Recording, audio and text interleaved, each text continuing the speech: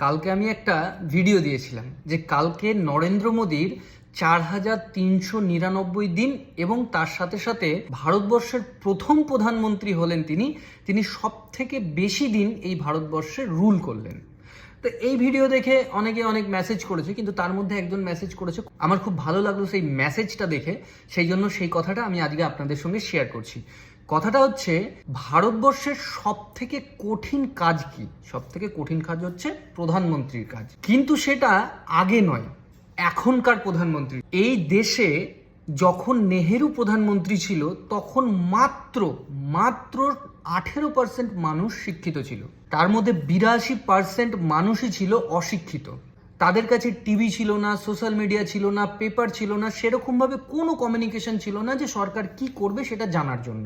আর তখন কংগ্রেসের বিপক্ষে দাঁড়ানোর মতো কোনো বড় পার্টিও ছিল না।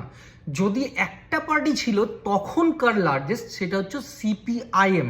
তার মাত্র 16টা সিট ছিল এই গোটা ভারতবর্ষে।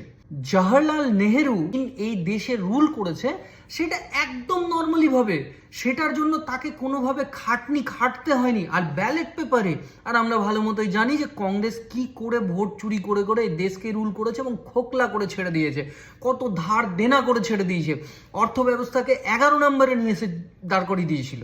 তো সেখানে নরেন্দ্র মোদীজি আজকে 4-5-এ নিয়ে এসে দাঁড় করিয়েছে, তার জন্য তো অসংখ্য ধন্যবাদ নরেন্দ্র মোদীজিকে।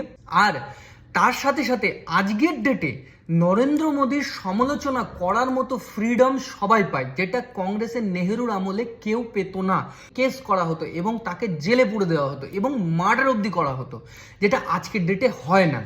আজকের ডেটে আমরা দেখতে পারি সিজেপি, ককরোচ জনতা পার্টির প্রোটেস্ট কত সুন্দর, কত ভালোভাবে হলো। যে প্রোটেস্টে দিল্লি পুলিশ একটা লাঠি চার্জ করেনি, কিন্তু তার পাশাপাশি এই স্টুডেন্টদের আওয়াজ নিয়ে পাঞ্জাবে যে র্যালি হয়েছিল, পাঞ্জাবে যে ধর্ণা হয়েছিল, সেখানে পাঞ্জাব গভর্নমেন্ট মানে আম আদমি পার্টির গভর্নমেন্ট সেখানে লাঠি চালিয়েছিল, স্টুডেন্টদের কথা শোনেনি। তাহলে আমরা বলতে পারি আজকের সব থেকে যদি কঠিন জব কিছু হয় সেটা হচ্ছে নরেন্দ্র মোদীর জব, প্রধানমন্ত্রীর জব। তাই জন্য সবাই মাথা থেকে ভুল ভ্রান্তিটা বের করে ফেলো। নেহেরু আর প্রধানমন্ত্রী নরেন্দ্র মোদীজি একই সাথে। আমি বলবো এই দেশে একদিন যদি নরেন্দ্র মোদীজি রুল করতেন সেটাও সব থেকে হায়েস্ট হতো, কারণ সমালোচিত সোশ্যাল মিডিয়া, টিভি এবং প্রোটেস্ট করার মতো পার্টি থাকা সত্ত্বেও তিনি 4399 দিন রুল করলেন এবং আগামী দিনে বিজেপি রুল করবেন। তাই এই ইনফরমেশনটা সবার সঙ্গে ছড়িয়ে দাও এবং এই ভিডিওটা অনেক অনেক বেশি শেয়ার করো, যাতে লেব্রান্ডু, ঝান্ডু, চটি চাটা আর ভাঁড়ুরা দেখে পুরো জ্বলে যায়। I love BJP. জয় শ্রীরাম।